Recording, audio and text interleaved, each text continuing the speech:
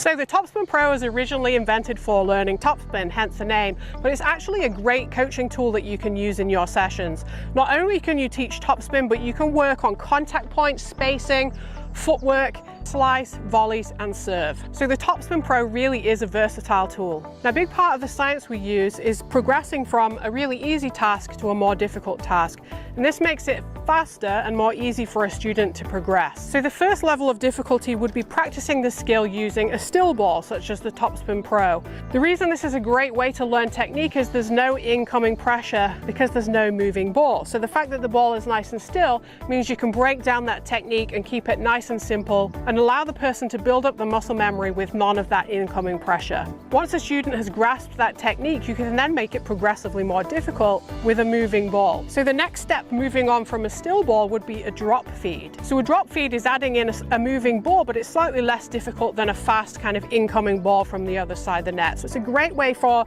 the player to move from beginning with the still ball to actually learning how to rally. After the drop feeds, we're going to move on to a hand-fed ball, and this makes it more realistic. It's still a fairly slow ball, but the ball is actually moving towards them. So they have to learn how to get a good contact point and spacing. Once they've got the hang of hand feeds, you can then feed to them using a racket, which adds a little bit more pace and pressure. After you've added in the racket feed, you're going to add in movement, so throwing the ball away from the student so they can learn to judge their spacing.